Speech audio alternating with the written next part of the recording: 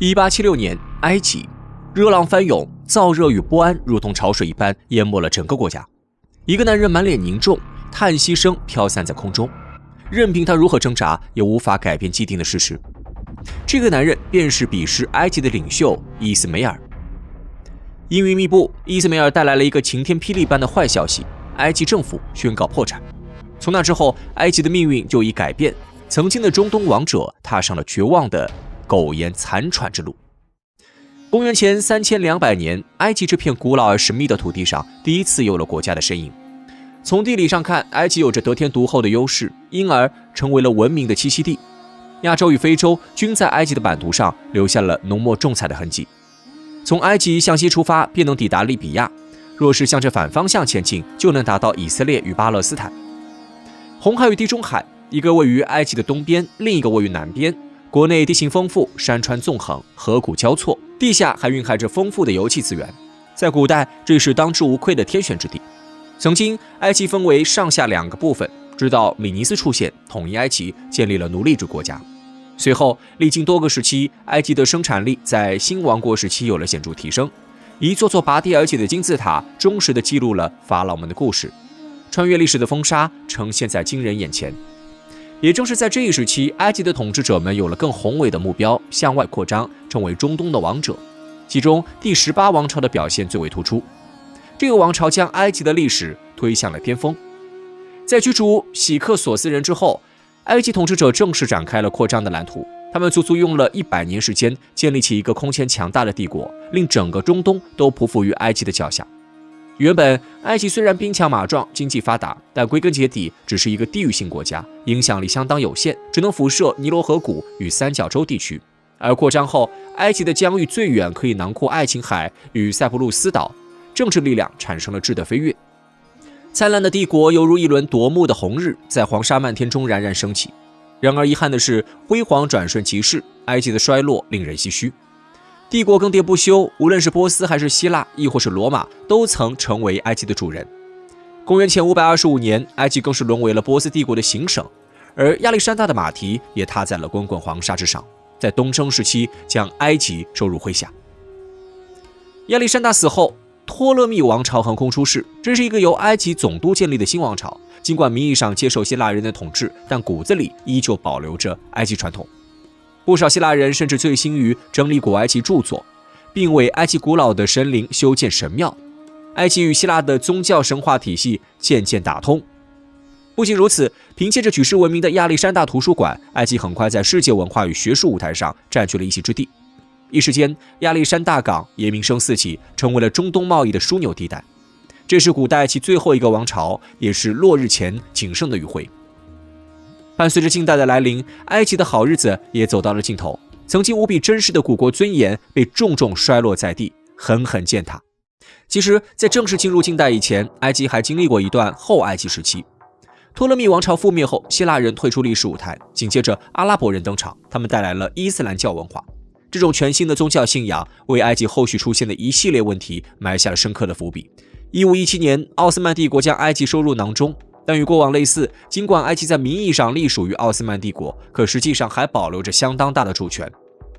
这种相安无事的日子足足过了几百年，直到一个名为穆罕默德·阿里的男人出现，打破了埃及原有的平静。这位穆罕默德·阿里曾是奥斯曼帝国阿尔巴尼亚军团中的一员。经过激烈的争斗，阿里在1805年正式执掌埃及。随后，他大刀阔斧地开启了改革。令人惊喜的是，阿里的确有2把刷子，仅仅用了20多年，便让埃及成为了东地中海地区的霸主。在1893年的时候，埃及已经拥有了2万海军与20万陆军，甚至还有威风凛凛的军舰，战斗力不容小觑。然而，埃及人万万没有想到，这竟是悲剧的开始。阿里自视甚高，想要趁着奥斯曼帝国衰落之际，一举推翻土耳其人的统治，建立强大的阿拉伯帝国。因此，他以埃及的名义发动了多起战争，不仅和奥斯曼帝国成了仇人，就连苏丹与希腊也未能逃脱。可事实证明，阿里错看了时代的浪潮。随着工业革命的展开，下一个时代的王者注定不再是垂垂老矣的奥斯曼帝国，而是欧洲列强。而阿里的高调战争举动很快引起了欧洲各国的注意。在强大的工业实力加持下，欧洲各国直接出兵干预第2次土埃战争，轻松拿下了埃及。1840年，伦敦条约签订，此后埃及的政治与经济大权落入欧洲列强手中，其中最具代表性的便是专卖制破裂。专卖制被废除后，西方国家向埃及倾销产品不再受到限制，大量洋货入侵市场，埃及的本土工厂接二连三倒闭。到1849年，埃及有41%的进口货物都来自英国，可见埃及逐渐变成了欧洲的原料产地与销售基地，更成为了殖民者经济上的附庸。1863年，伊斯梅尔拉开统治大幕，对埃及进行了现代化改革。这场改革本质上就是让埃及实现欧洲化。于是，西方列强抓住机会，进一步渗透埃及经济，创办银行，掌控司法，通过贷款谋取暴利。就这样，埃及财政落入了万劫不复的深渊。在1863年到1876年间，伊斯梅尔政府每年的外债规模高达700万镑，几乎不可能偿还。果然，1876年4月，埃及正式破产。在英法两国的强势逼迫下，国债总局成立，英法双重监督制确立，埃及彻底被剥夺了身为独立国家的财政权。至此，埃及的悲惨命运已经不言而喻。一战爆发后，英国假借战争名义，公然将埃及列为自己的保护国，彻底沦为殖民地的埃及，不仅经济上是千疮百孔，政治上也失去了自主，武装力量更是近乎于无。二战后，殖民主义成为历史，但埃及的混乱却并未就此终结。二战结束后，欧洲衰落，美苏崛起。1952年，埃及自由军官组织在纳赛尔的领导下掌控政权。次年，埃及共和国成立。随后，历经与叙利亚的分分合合，埃及终于在1971年安定下来，从原本的阿拉伯联合共和国变为更具独立性的阿拉伯埃及共和国。可是，埃及并未就此踏上发展之路。国家工业百废待兴，政府却瞻前顾后，导致社会矛盾日益突出，失业率居高不下。于是，2010年那场声势浩大的阿拉伯之春也席卷了埃及的土地。阿拉伯之春打破了许多埃及原有的东西，可是相比于简单粗暴的毁灭，建立一套全新的制度，引领埃及的未来，明显要难上太多。阿拉伯之春结束后，埃及陷入了更加深刻的迷惘。阿拉伯之春爆发后，埃及以最快的速度将民选的伊斯兰政党推上了前台，看似完成了独具特色的中东民主政治。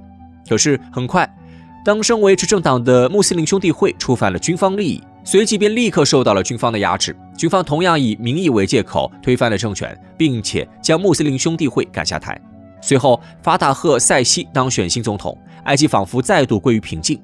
但是明眼人都能看得出来，埃及又回到了威权主义政治的框架之下，而这种政治模式毫无疑问与现代性背道而驰。此外，埃及的情况极为复杂。埃及宗教势力强大，即便军方设置重重阻碍，依旧能够强势夺取立法权。而伊斯兰主义的政党与领导人往往会因此无视世俗主义政党的主张，因为他们并不是严格意义上的现代政治家。直到今天，埃及内部的矛盾依旧没有得到解决，社会经济问题堆积如山，政治上也始终没能达成统一。曾经的中东王者到底何时能够归来，依旧需要打上一个大大的问号。